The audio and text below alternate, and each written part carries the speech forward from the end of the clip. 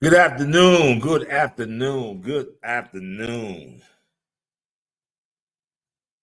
It's a breezy, kind of cool, but not yet cold Thursday afternoon, Thursday night here in the great metropolitan city of Holly Springs, Mississippi. Straight from these backwoods of Mississippi, it's your boy DUVSSC Dubsack, and you are now live on Hood Reform the Podcast, Mississippi on the Move, and we're about to be live on Time for an Awakening. Tonight's subject, we're just going to try to tune into the spirit of the ancestors, all those great ones that came through Mississippi, all right? Keep it locked. Thanks for watching. Hope you learned something interesting. Share it with a family or friend, you know? Mississippi on the Move, baby. Joining meeting now. This call may be recorded or transcribed. All right. Yes, sir. Yes, sir. All right, brother. Okay. Assalamu alaikum. Assalamu alaikum. Hotel. Namaste. Good brother, Baba Kamal. Brother. All right. Walaikum salam. Ashe. Hotel. How you doing, Commander? Oh, Commander. I'm still breathing. So we gonna push it. Greetings, brethren. Yes, sir. All right. That's Brother Doug. Yes, sir. Greetings, Brother President. Greetings, brethren. Y'all all right this evening? All right. Greetings, sir. Yes, sir. Great. Right. Okay, Brother Doug, was Baba D. Berry able to join us? He haven't made it right here yet. I left the door unlocked so he could just walk in. Okay. So we only gonna go an hour tonight. Okay. We just want to be clear and transparent, to the listening audience. Don't want to talk over each other tonight. Brother Commander Malik, get us acclimated to our talking topic tonight. And so the talking topic tonight is Mississippi freedom fighters of the past, and can we resurrect that spirit? And I guess we'll be discussing some of the freedom fighters, such as Brother Lumumba mentioned, like Amzie Moore, E.W. Steptoe. I had the pleasure of getting an account out of Rolling Fork of one of our unsung heroes, a gentleman by the name of Sidney Alexander. So we just want to try to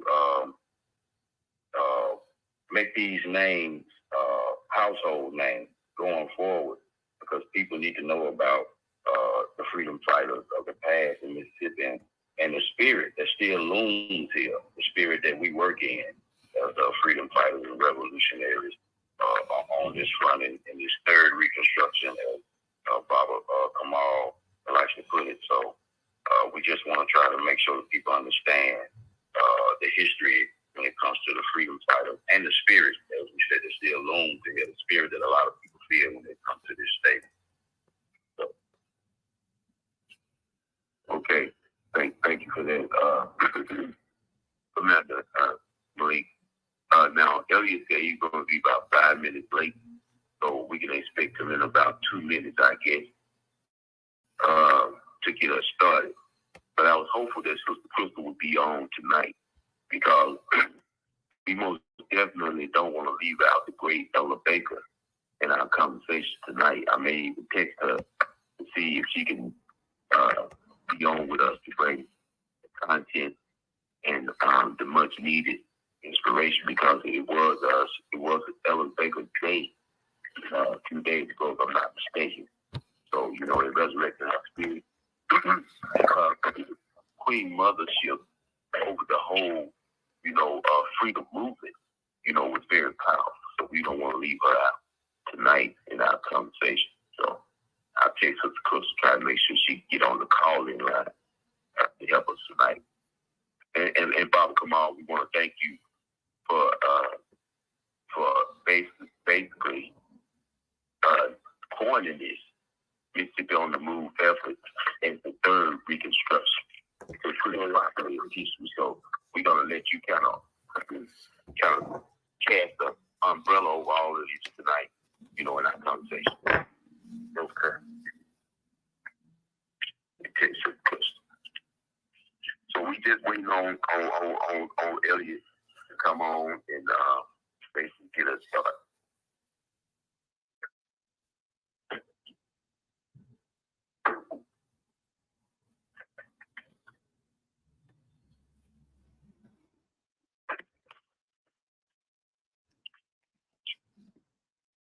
Brother, Yes, sir. how are you, sir? And how's the ride? Wonderful, brother. How you doing? Everybody's good, man. Everybody's good. Give me a count off for 10 seconds and you'll be on here. 10, 8, 7, 6, 5, 4, 3, 2, 1. Good evening. Assalamu alaikum. Dave, any greeting that you consider a greeting of your choice. Black Liberation Movement, Mississippi on the Move, podcast tonight with time for an awakening from Mississippi. Tonight, we don't want to waste a lot of time. We want to delve right into the topic tonight of Mississippi freedom fighters of the past. Can we resurrect their spirit? This is Brother Patrick Lumumba of the Black Liberation Movement. With me tonight, I have our illustrious Baba Kamal Kareem, lead counsel of the Black Liberation Movement. Also have our brother Commander Malik Haynes of the Black Liberation Movement, Mississippi on the Move, Red, Black, and Greenville, Elmer Geronimo Pratt, Commander. We also have with us Brother President of the Marshall County NAACP, Brother Rodney Lowe. We know him better as Dove Sack. And we also have joining us tonight our dear Baba DJ, a great and illustrious Baba that we can be grateful for to have in our presence to learn under his tutelage over in Marshall County. He'll be joining us as well. Once again, we're grateful to be able to come to you all tonight for this hour out of Mississippi. And again, our topic tonight, Mississippi freedom fighters of the past. Can we resurrect them? So let's delve into the talk and the big and the crux of this conversation as we get started. How you doing tonight, Baba Kamal? You're doing fine, sir. Thank you very much. Yes, sir. How you doing tonight, Brother Commander Malik Haynes? Oh, yes, sir. We standing strong, Brother Commander. Standing strong. Yes, sir. And yourself tonight, Brother Dove Sack. How you doing tonight, brother? Tenfold, brother Commander. Hey, all praise due to Allah. I'm doing great. We still here. Yes, sir. Well, it's good to hear from you, brothers and our elders tonight. Once again, we have the opportunity to disseminate to our people across the land, the ongoings of this state that we call Mississippi, and to inform our people that we're not dead here.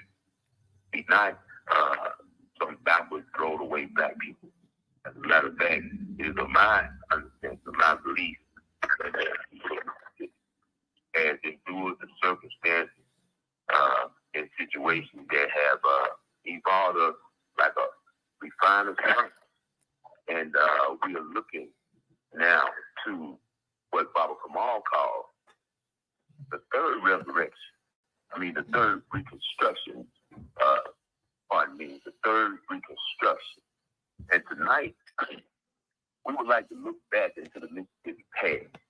And we would like to go back to the freedom era and the freedom summers and look back into the past and bring up some unsung heroes, some vigilant black people that were critical in our circumstance that a lot of us today may have forgotten about.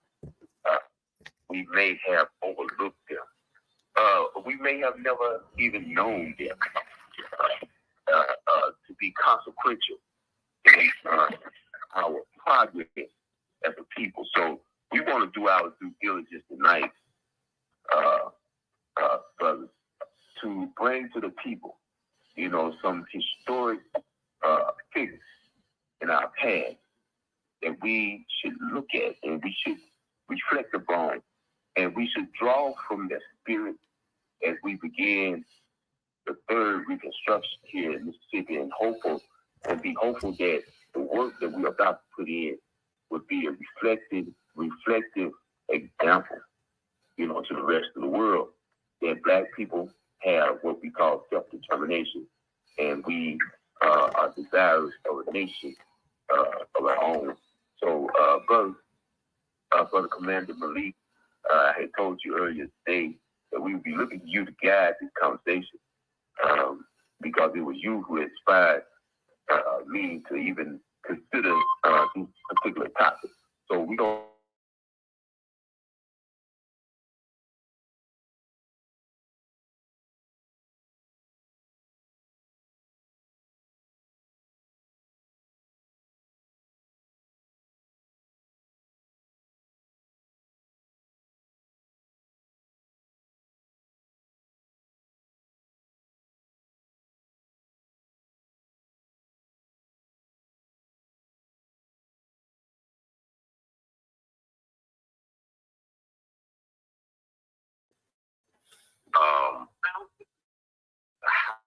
highlighting an unsung hero. I had the honor and pleasure of sitting with Miss Katie Alexander recently, who is the daughter of Mr. Sidney Alexander. And Mr. Sidney Alexander is one of the Deltas, Mississippi, the Deltas, and Rolling Fork in particular, unsung heroes.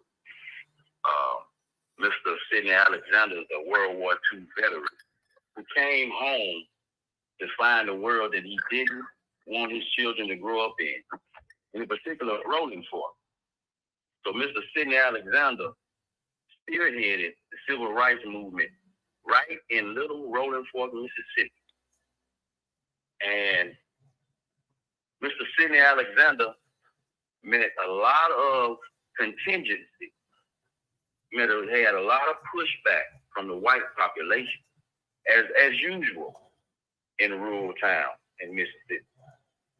That didn't stop Mr. Sidney Alexander. He forged ahead. He had a spirit in him that we alluded to within this topic. He was moving in a spirit. And in that spirit, Mr. Sidney Alexander started protesting in Rolling Fork, Mississippi. His first act of protest was to integrate the South Delta school system. And Mr. Sidney Alexander was successful in integrating the South Delta school system.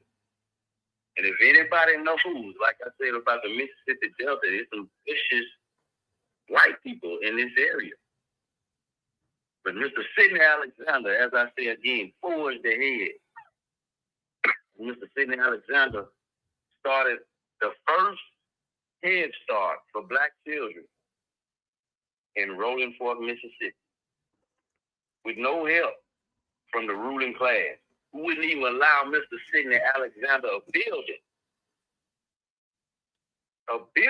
to accommodate the students. And what did Mr. Sidney Alexander do? He started it in his own home. He started the first Head Start for black children in his own home. Now that speaks volumes for this man that I'm speaking of. That speaks volumes. He cared enough not only for his children, but for black children in general, to turn his home into the first Head Start Center in Rolling Fork, Mississippi. As I said, he was a World War II vet. But Sidney Alexander wasn't no regular old civil rights activist. From Miss Katie Alexander's account, she said she remember her dad kept that M1 rifle handy. See, he was a true revolutionary. He knew his element. He knew where he lived. So Mr. Sidney Alexander went on to protest various businesses in Rolling Fork, such as the infamous Chuck's Dairy Bar. Chuck's Dairy Bar, if anybody watched the Good Morning America broadcast when Robin Robbins went to Rolling Fork, she highlighted Chuck's Dairy Bar. But Miss Robbins didn't highlight the racist past, the racist history of Chuck's Dairy Bar. See, Miss Kate Alexander said that her and her father would go to Chuck's Dairy Bar. And he would do this as an act of protest. They would go into Chuck's Dairy Bar. And he said that he would walk up to the counter and the old racist owner would come out and say, a sick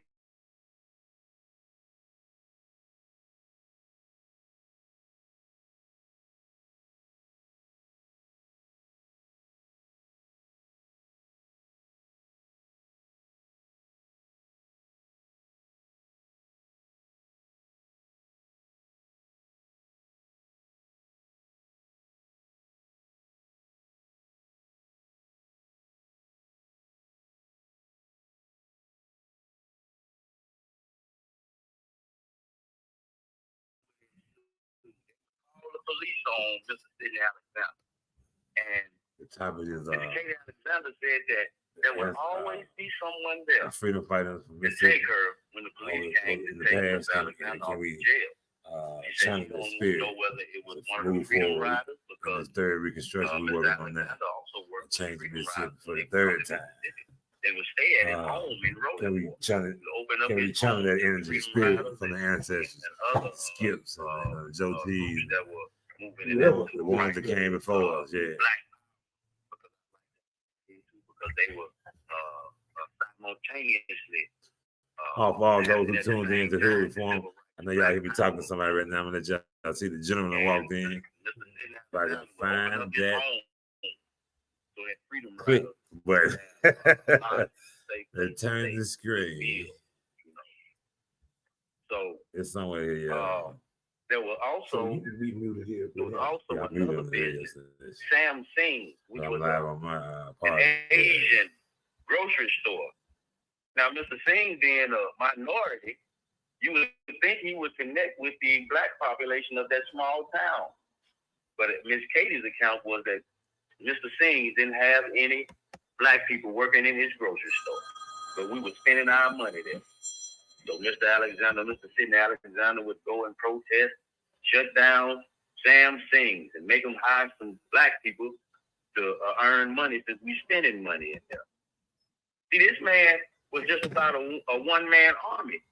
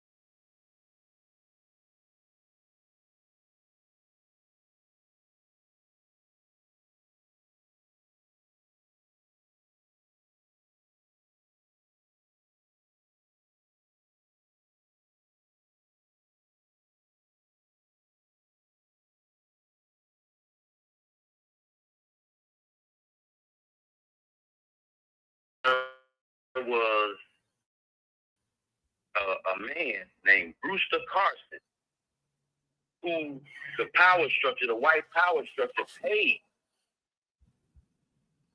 This was Miss Kate Alexander's account said when she got a chance to ask Mr. Brewster Carson, why did he kill her father?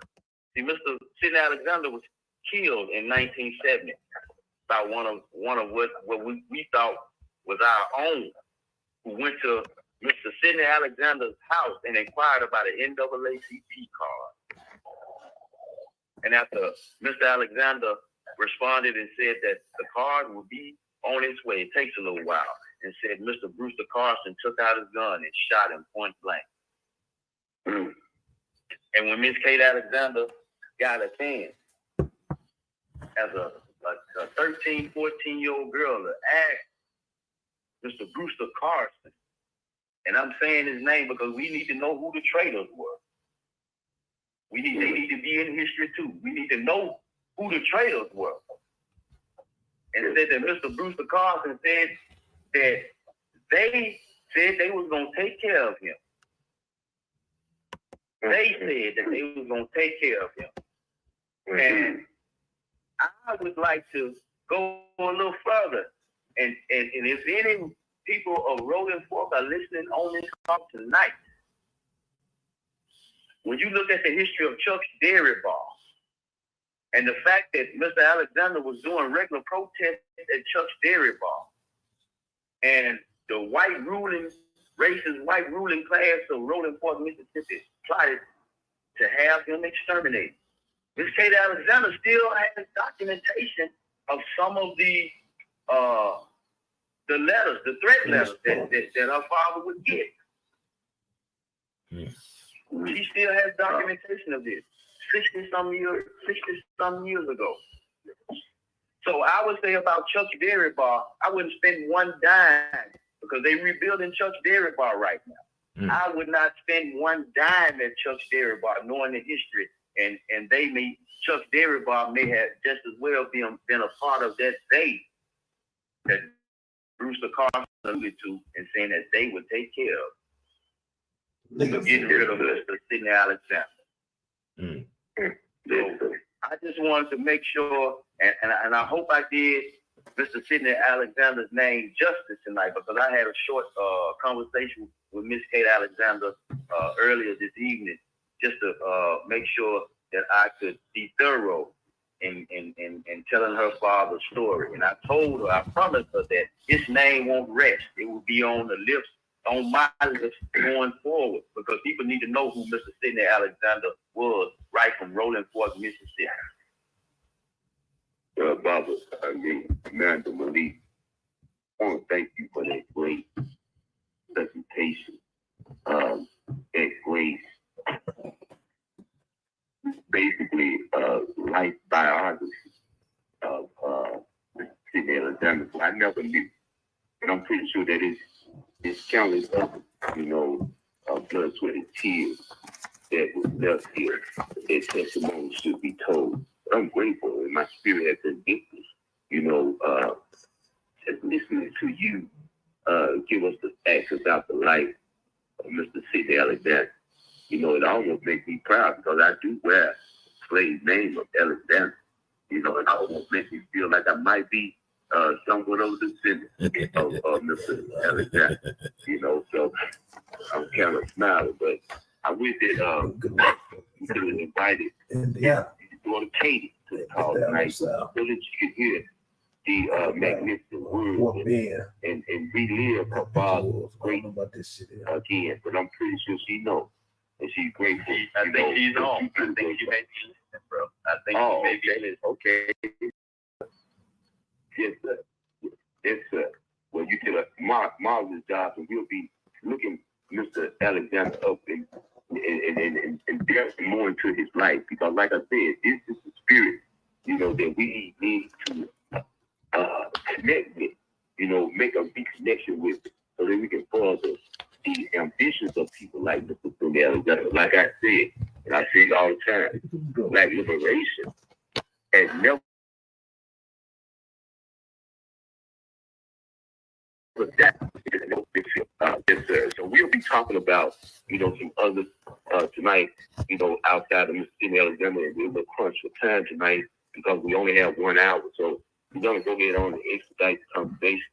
And we want to talk about some more of our freedom fighters tonight.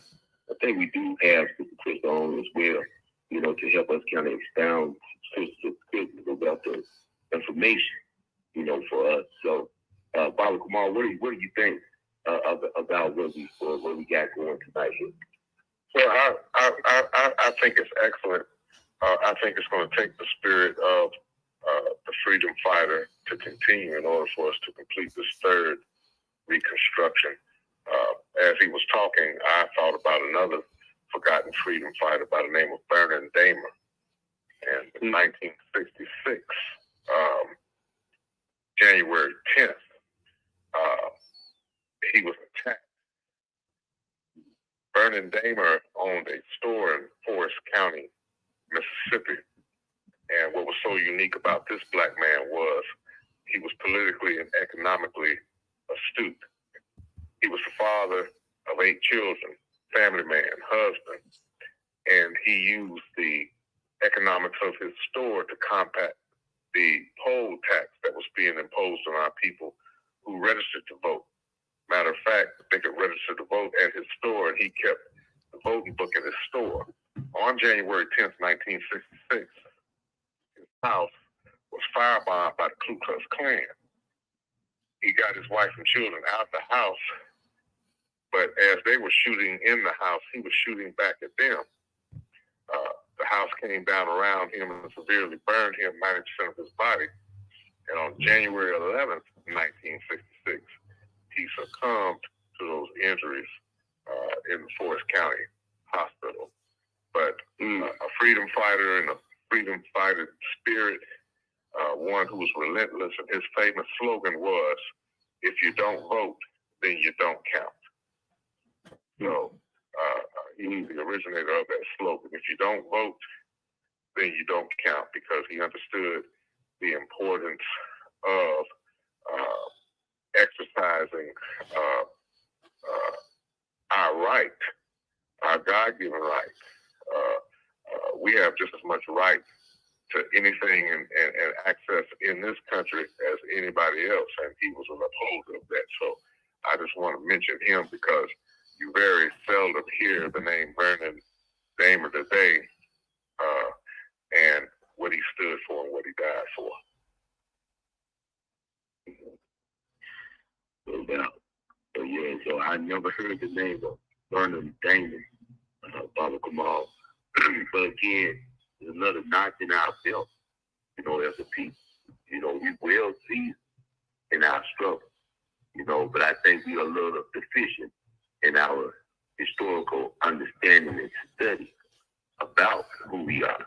So learning the names of these people, I'm sitting here and I'm writing it down because I want to go back and I want to study these people. The Vernon Dahmer, Mr. Sidney Alexander, and Brother Doug, these people and what Baba Kamal was expressing about Mr. Damon and what Commander Malik was expressing about Mr. Alexander sounds a whole lot like one of those great freedom fighters that came from over there in East Mississippi, in the northeast corner of Mississippi. And I get found all shut up in my bone when I think about this Right. great elder. Can we get you to expound on who we talking about? Good evening, brother Commander, and all the brothers on the call. I'm sure you're talking about the great Skip Robinson, brother Aziz Muhammad. I'm gonna lay the foundation to him, then I'm gonna let brother D-Bear speak on it. We got the general, he made it, so I'm gonna let him speak on it also. But when I was coming up, just to give y'all a little background, what I know of that great freedom fighter, Skip Robinson. I heard his name around my home all the time because my grandfather, Frank Faulkner, I guess rode with him or was a part of that movement with him. But I always heard his name ringing around the house. There was always rumors that my grandfather was killed because he was hanging with Skip. So whenever I brought up Skip Robinson's name around the home, it was like instantly shut up. That don't talk about him. don't bring his name up. And just as a child growing up here in Holly Springs, to be in the city with such a great man, you don't hear anything of him. And he just left us in '85, and you don't hear anything about the great Skip Robinson until you go on YouTube or we travel throughout Mississippi and hear brothers like y'all speak on him. And we right here in the city of Holly Springs. You rarely hear of him. Just like Ida B, the great Ida B. Wells. This is her birth city, and you rarely hear her name spoken or mentioned to the kids or to the generations coming up now about these two individuals, two freedom fighters that came straight from here. And I'm sure there was others that came from this area that they don't speak of now. But Skip Robinson, hey, when I read on him and study him, he's one of the few men that I know from this area that had gunfights with the Klans here in Holly Springs and in Tupelo. He galvanized black voters and black people, like 7,000 people in the United League. Almost starting a whole nother political party and a whole nother movement. Did start a movement in 70. It was 70,000 people in the north half of Mississippi. So I'm sure there was other great ones, like I said, that came through this area. But I'm 50 years young, but we got the general here, and I'm sure he was back there doing them when they was stomping and boycotting and shutting down stores here. He was a teenager then. So I'm gonna let the general speak a little bit more on those on Brother Skip. If you can hear me, just like Dove articulated, it is shrouded in mystery. I mean, we really don't know a lot about Alfred Skip Robinson, and one of the reasons is because Dove always talk about this, the elite. So there's a group of us that was in this community that didn't think the civil rights struggle or pain was real. And somehow they distanced themselves from the truth. You know, Dove said it was in his own house because they were fearful. But see, Benton County, right up the road, we don't know those guys. Right. Reeves, them Kimbrough. My uncle is archiving that information with the Mississippi Hill Country Project. So he's talking about these guys that were doing the civil rights in the 1940s. 1950s. See, when I look at Marshall County, there are a lot of places burned in Marshall County, churches, but that don't mean that it was just that they just didn't burn. They couldn't be burned. It showed to me that they are not that involved in the struggle. So we were kept away from the struggle. You know, I have an uncle named Lloyd, Roy D. Berry, Shelby Gibson, Bobby McKinley, all these guys that helped to bring in the IC Head Start as we know it.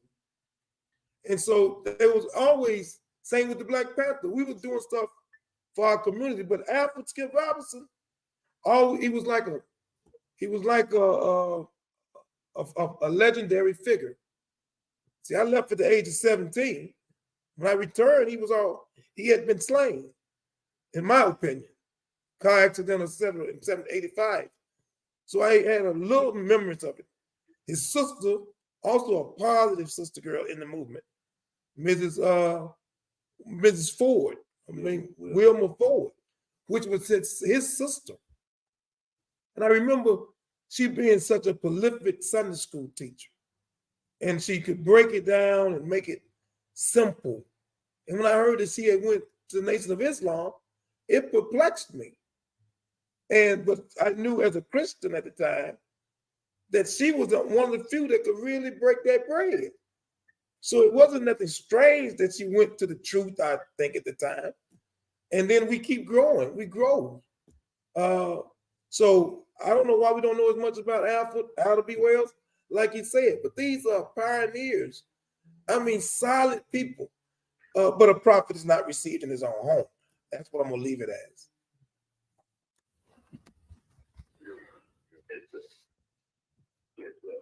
And I thank you for that. First of all, President does that, and you as well.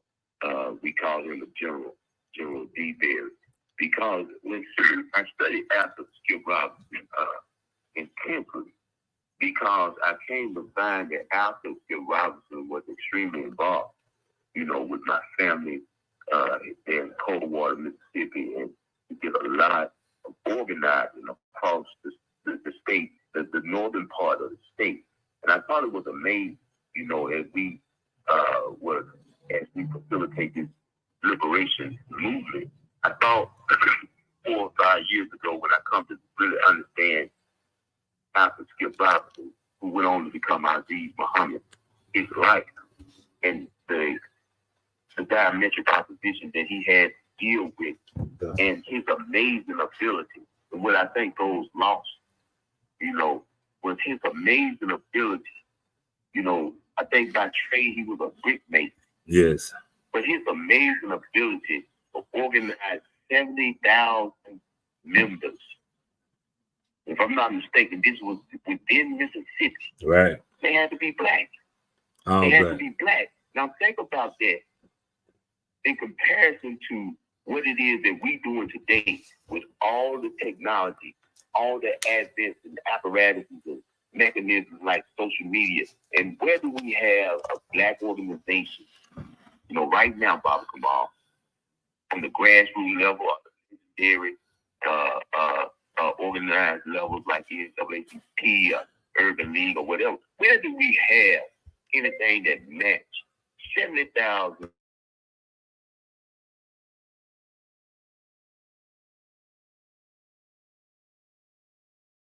Nothing, we just out about. And Baba Shabaka alluded to, but I think it was you who said it. You said this was a different black man and woman then. That there was a different black man and woman then. Speak to that, Baba Kamal. Speak to what type of black people we had then that we don't have now. Well, personally, in my own recollection and growing up in the Nation of Islam and thinking about or recollecting movements today or people today, those people were more loyal, they were more dedicated, and they were more family oriented. They had character quality. Their word was their bond. And they dealt from issues of the heart and mind. They knew that they would rather die on their feet than be on their knees. And so they made gains by leaps and bounds. Also, something else that we have to realize that these people were not old people. And somewhere in our mind, we kind of get lost, or we kind of get discombobulated that these were old people that had went somewhere and had stopped having fun and got serious. That's illusion and deception. People were 24 years old, 26 years old, 37 years old, 39 years old. The majority of them. And they followed elders and they followed leadership of those who were just as dedicated as they were, who might have been older, but they carried on the tradition of revolution and cultural continuity. And let me say this again, cultural continuity. Somewhere along the line, we have stopped, and our contracts have been broken between husband and wife and community and children, where we don't have any cultural continuity anymore. What we're discussing tonight is cultural continuity as we talk about the Alexanders and as we talk about the Damers and as we talk about Aziz Muhammad. We're talking about the cultural continuity of the struggle. And we stopped doing that. We stopped telling the stories. We stopped passing the history. We stopped the tradition of our revolutionary heritage. So that was the difference. And those people had revolutionary heritage. Yes, sir. Yes, sir. And that's very powerful, Baba Kamal, that you're able to discern that and compare it to the then and the now. Because I think we need to revisit that. I think we need to ask the right questions today.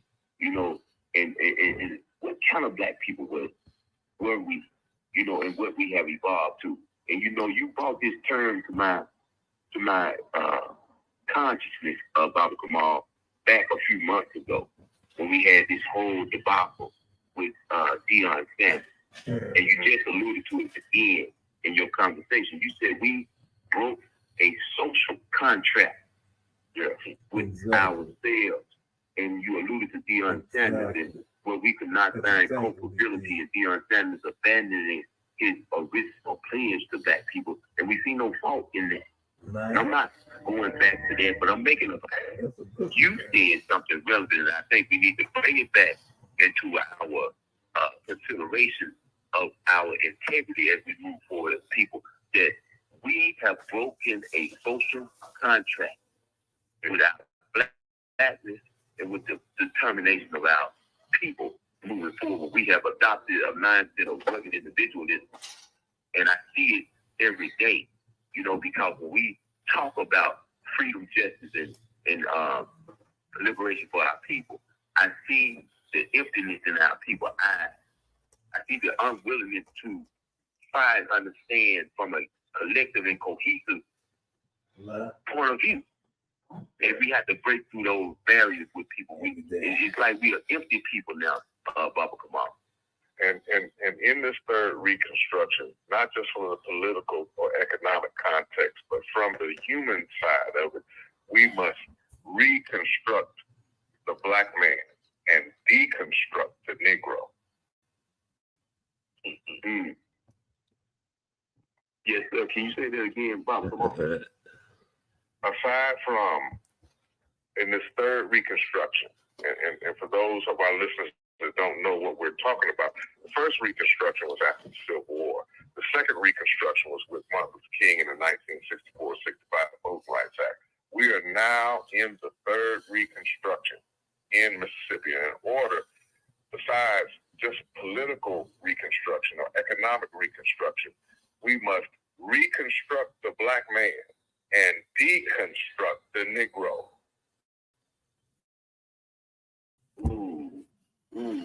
That's a Yes, sir. That right there. That right there may be the that right there may be the balance statement. You know, going forward, we got to rebuild the black man and deconstruct the Negro. Yes, sir. I like that, Bob Kamal.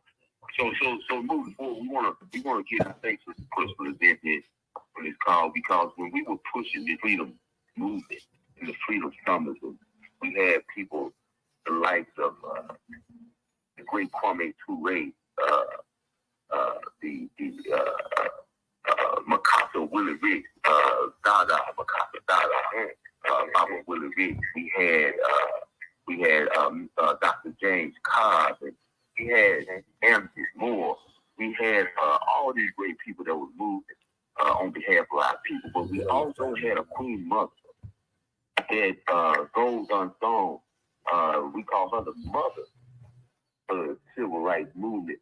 And Sister Crystal was expounding on her greatly a couple of days ago, Sunday. And the ancestor's name is Ella Baker. And I just want to give Sister Crystal a little time to talk about Ella Baker and her relevance to our freedom movement. Can you hear me? Oh, yes, we can hear you. Okay. Greetings. How's everybody doing? Greetings to you, Queen. Greetings. We find Peace and power, sister. Greetings. So yesterday was Mama Ella Baker Day, December 13th. She entered the physical realm in 1903. And I first learned about Mama Ella like a few years ago.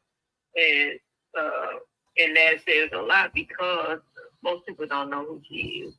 But that was her too, because she preferred to stay in the background and just kind of guide and direct people. And so, she started out with SCLC, and then she saw the youth.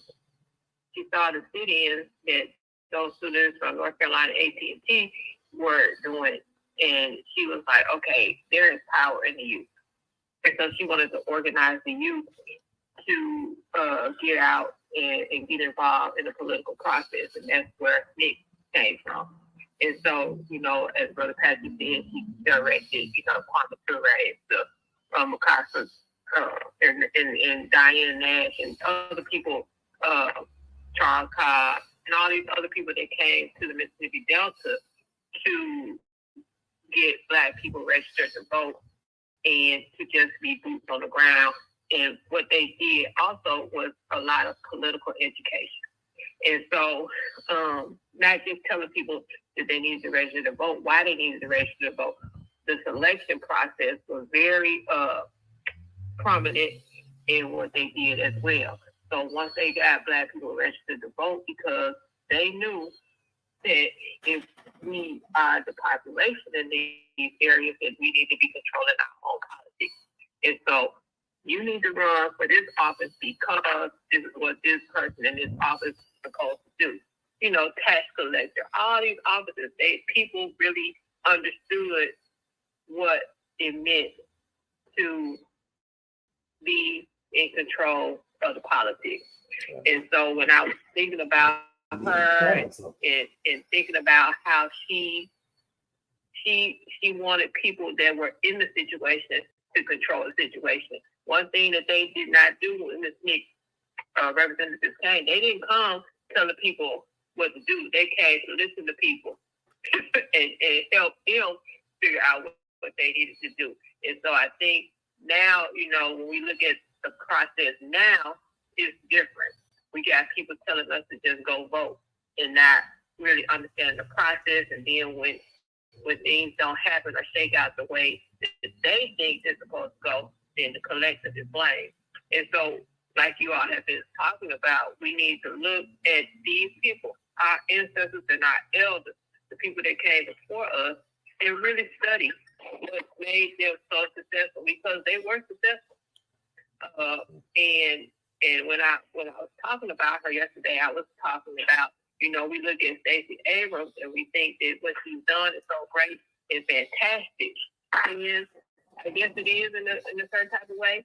But when you look at people like Ella Baker and the Kwame Ture and what they did at that time without the backing of white liberal money, it was even more amazing. Because people really understood the process.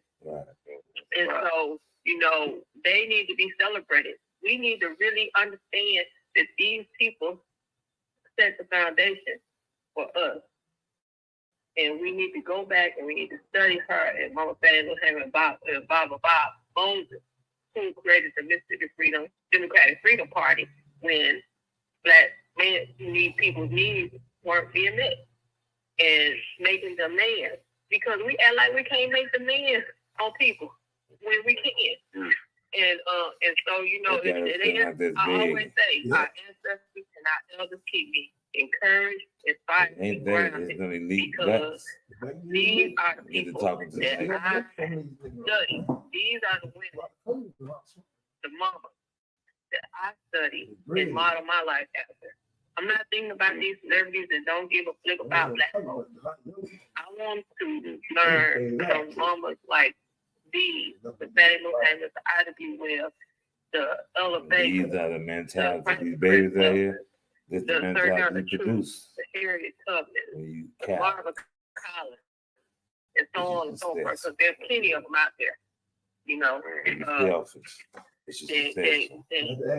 help us really create a future that's conducive to our survival, because that is what matters.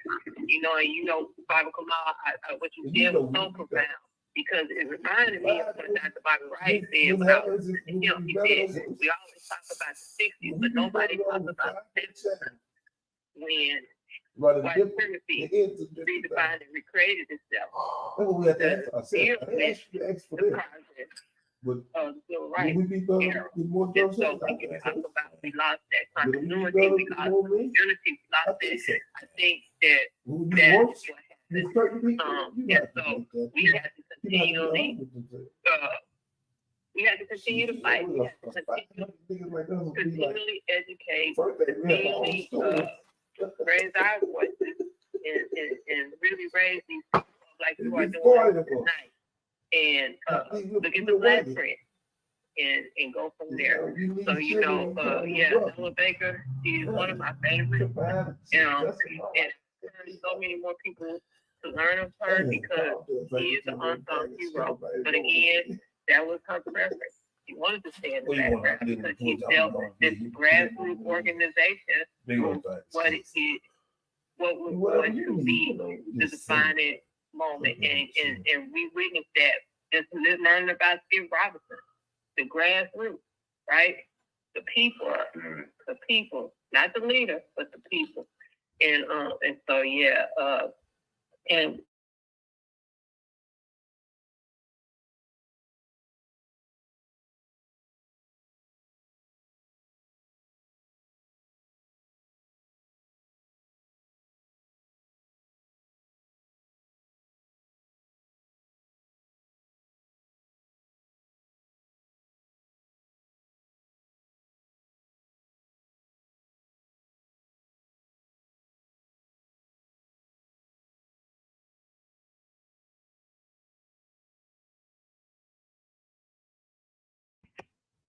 Yes, ma'am. And we don't have much time. But Brother Elliot.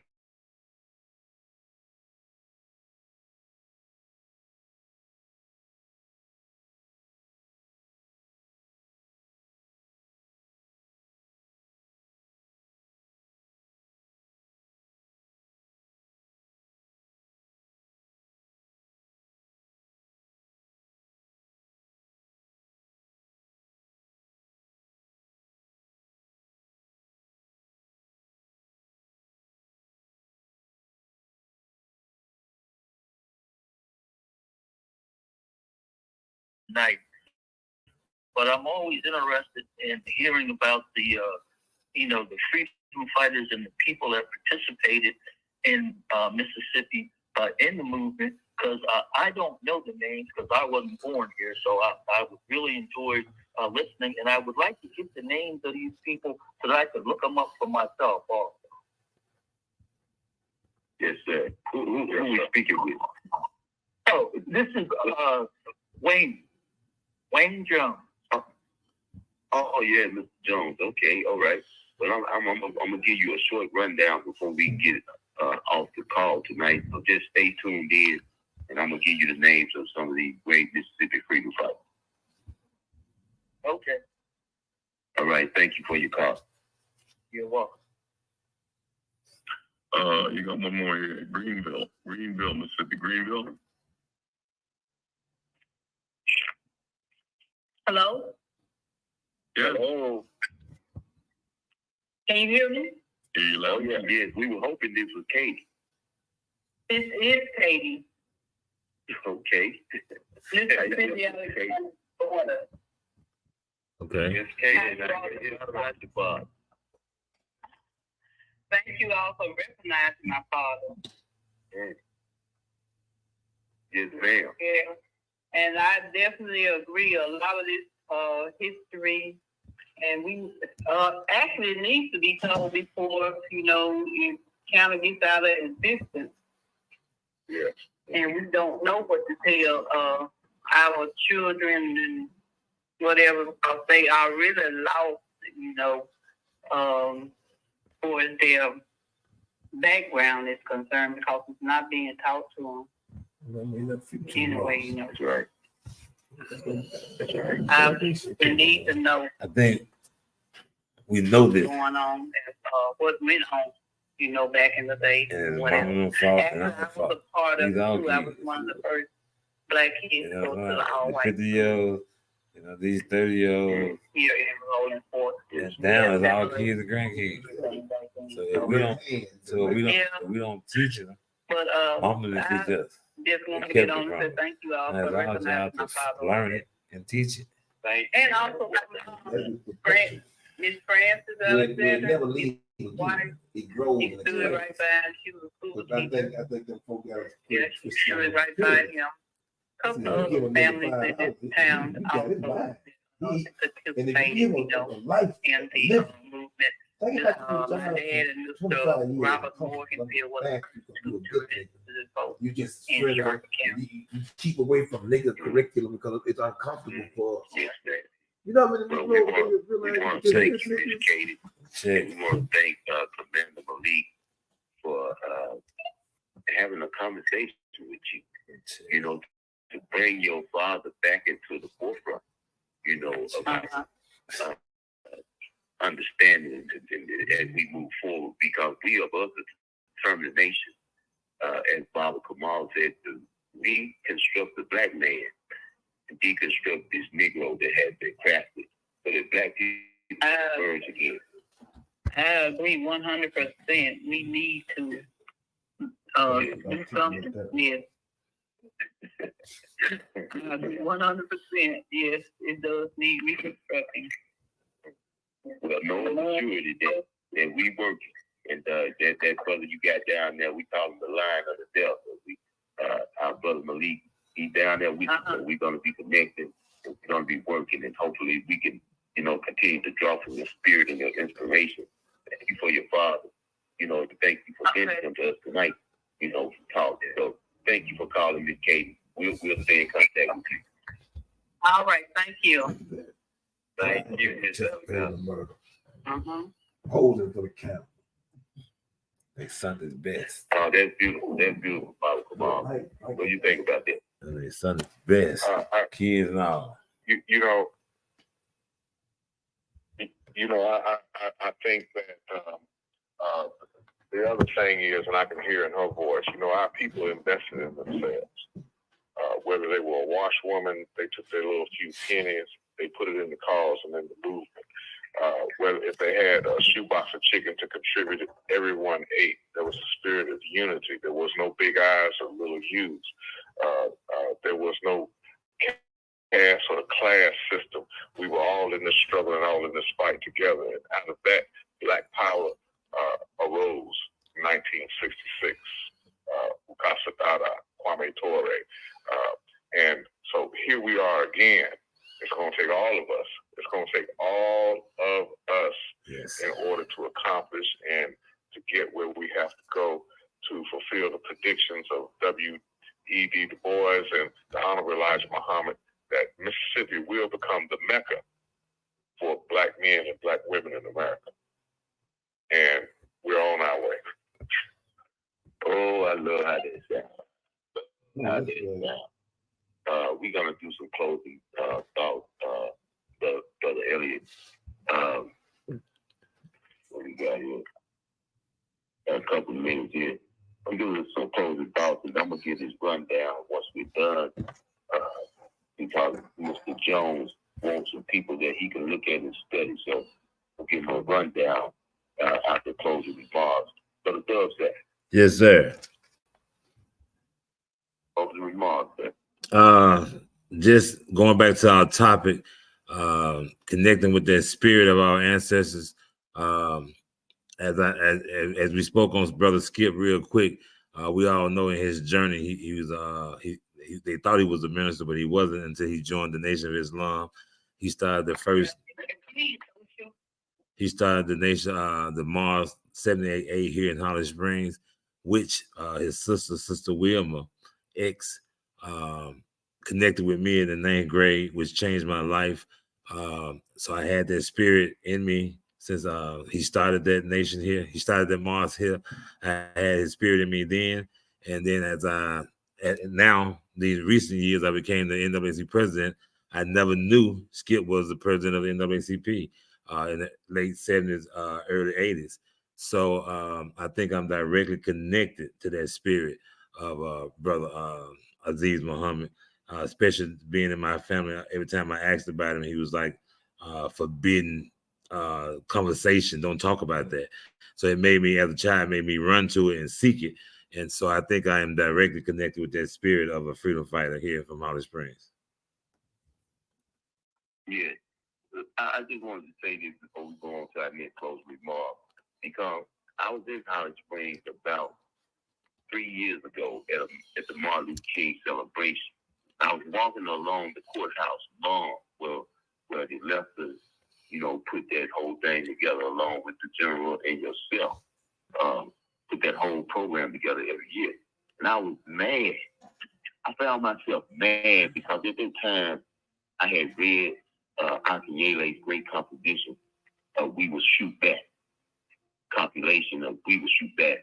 And I was mad because I felt like there should be a statue, an imagery of After Skip Robinson. And when I hear the children of the men and women like yourself, Brother Doug, I heard Mama Johnny Houston had the first meeting of Mississippi on the Move, Kansas City Town Talk. We started out at Holly Springs, and she ran to me and she said, my father and After Skip Robinson used to discuss strategy. At the dinner table, we were sitting there eating and listening. She said, it's the first time I heard anybody talk like that since After Skip Robinson. And I was mad because nobody decided to immortalize him. Right. You know, so that we can see the imagery of him and feel the spirit of him on a daily basis. And when I hear people say that they won't even utter the name of After Skip Robinson, it resonates with me. Right. Black people will not utter the name of After Skip Robinson because After Skip Robinson, if After Skip Robinson said don't go in that store, he meant don't go in the white store. Don't spend your money with them. He stopped black folks and white folks. And I think it takes a great degree of moral character. And I think that type of black man, Baba Kamal, is what's missing in our reconstruction. And I vow to be one of those black men because that spirit resonates with me profoundly. So we're going to move on. Brother Commander. No. Let's go to our elder, the General Baba D. Berry. Well, just echoing that, it's a reflection on the communities that we live here in Holly Springs, that servile and submissive community, where we always making excuses and apologizing for being black. It took me a long time. Ever since I was a child, I always resisted racism. I go to these white camps, we integrated these camps, not being used as pawns, but the Negro thought that we had a right to these places. So we would go to them and knowing, why push into a place you're not wanted? So I began to learn that. But with Alfred, like you said, it was taboo because you're going to mess it up with it for everybody. Same thing that they crucified Jesus Christ for.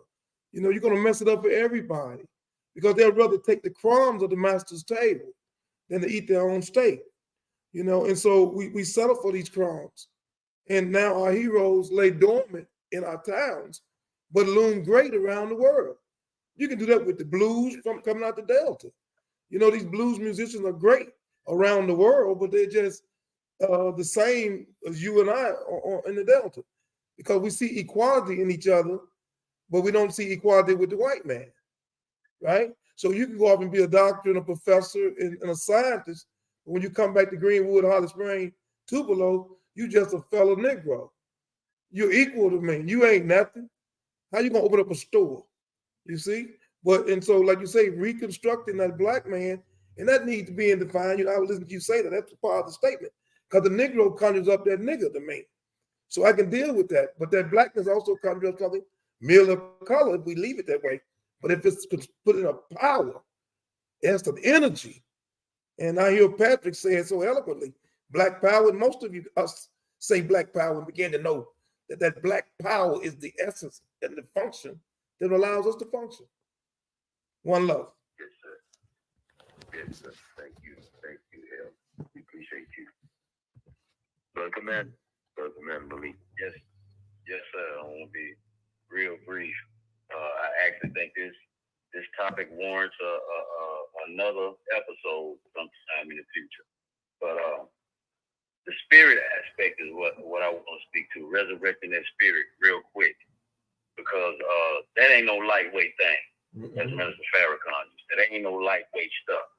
Because when we talk about resurrecting that spirit, we talking about going into what one would consider a religious trance. You have to be possessed by the spirit of these revolutionaries to walk the way they walk.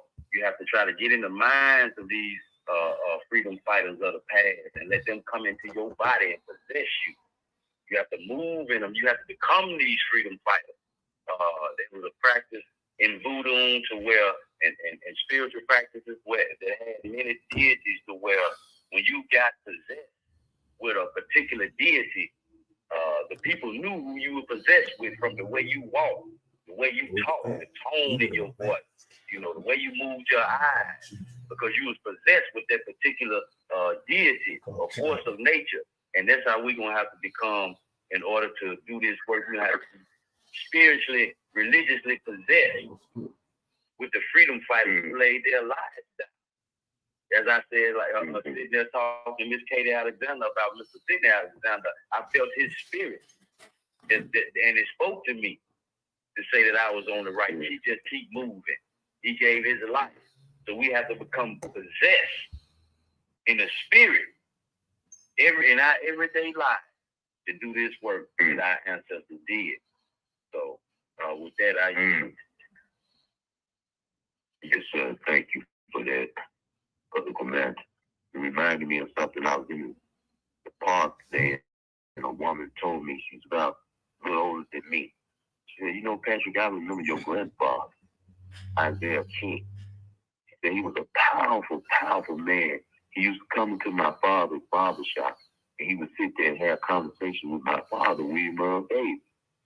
And Mr. King, she said, when we had our debate, meet the candidate down at Kimmy Coffee. She said, you open that program up. She said, I had not seen you in years. She said, but when I saw you, you reminded me so much of your grandfather. And I was a little girl because I used to answer the phone in my father's barbershop and my mother's beauty salon. And Mr. King used to sit there and talk, and whenever he talked, everybody listened. When he walked in the room, he carried an atmosphere that demanded attention. She said, you remind me so much of your grandfather. And I was taken back. And I was so proud in that moment that somebody, not a stranger, but somebody I hadn't seen in years, would tell me that you possess the spirit of your grandfather, Isaiah King. So I feel that, and I resonate with that, Brother Commander. We're going to go to Sister Crystal right now. Let's go to Sister Crystal. Yeah, I just want to leave us with the words of Mama Ella Baker. She said, we who believe in freedom cannot rest until it comes. And the prelude to that was until the Black woman's son, the killing and the murder of our children becomes just as important or just as fine as the killing of white mother's son. We cannot rest. We cannot rest until freedom comes. Those of us who believe. And so I just want to say, what you said is so right. And that's why I study these great women, these great moments in the movement, because I really have a genuine and righteous will to continue the work that they did. So we who believe in freedom cannot rest until it comes. No doubt. Thank you for that, Sister Crystal, because you remind me of the African proverb. I don't know if the African proverb or this is some powerful notation from our African history that suggests it is the African woman who called for war. So when we look at the great Ella Baker, who waged war against white supremacy, waged war against white supremacy, spread defense wealth and waged war against white supremacy. And we look at our women today, who have bought into the system for the most part. There's a very different. Yeah. So we need our women. We need our women. To be like unto Sister Crystal and shedding light and teaching our children so that we can understand, our own humanity, our own integrity. So we thank you for that, Sister Crystal. Baba Kamal. Yes, on January 27th, I spent 2 days with Minister Farrakhan talking about Mississippi and what must be done. And under his advice of what we're doing now, he says, the cadres, which is us, we all must unify. But he says, remember that your greatest obstacle enemy, not the white man that you already know. The greatest fight is within ourselves. And even if your brother spits in your face, wipe it off and keep the work going. And I leave with that. Wow, it's powerful. Because it resonated with me when you said that about Kamal. My mama said the worst thing a person can do is spit on you. And you just said that it takes great humility if your brother spit in your face, wipe it off. Keep up. That's very powerful. I want to say this. I'm very grateful to be aligned with this Mississippi greatness that is on the phone tonight. You know, I think the topic was very relevant because we like unto our ancestors. We have found each other regardless of the circumstances. And we have united under a banner of Black liberation, freedom, and power. And we have vowed to walk together in the third reconstruction, together. We have divinely synchronized ourselves and our energy. And I'm grateful to be a part of this mighty team that's on this phone as we connect with brothers like Elliot and Richard and all the other great people that we connected with across this nation. You're doing a great and magnificent job, family. And I want to do my due diligence in closing this thing out for Mr. Jones as well. If you still listening, Mr. Jones, get your pen. And we like to pay homage to our ancestor, Vernon Davis, our ancestor, Amity Moore, our ancestor, E.W. Steptoe, our ancestor, Sidney Alexander, our ancestor, Alfred Skip Robinson, our ancestor, Ida B. Wells, our ancestor, Ella Baker, our ancestor, Hartman Turnbull, our ancestor, Dr. T.R. Howard, our ancestor, Isaiah Montgomery, and our ancestor, Hartman Turnbull, and our ancestor, Mega Evans. And those are some of our Mississippi great heroes. We should be about the business of resurrecting their spirit and be about the practical application of building a nation. So with that, we leave y'all. And we'll see you next week, 7 o'clock, Thursday night, for our next broadcast. Thank you all for tuning in. Power and peace. Power and peace. Peace. There you go, guys. We've been live on the Hood Reform Podcast. Mississippi on the Move, Time for an Awakening, syndicated nationwide broadcasting out of Philadelphia, Pennsylvania. Our brother Elliot giving us that opportunity to go live nationwide. Hey, you see, I got the gentleman in the house tonight.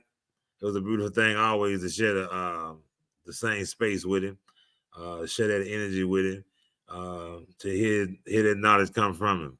So with that, remember, children, parents are not supposed to bury their children. Children are supposed to bury their parents. It's not my will, that's God's will. We need hood reform. Love you. What's that up, W? Man, I can't.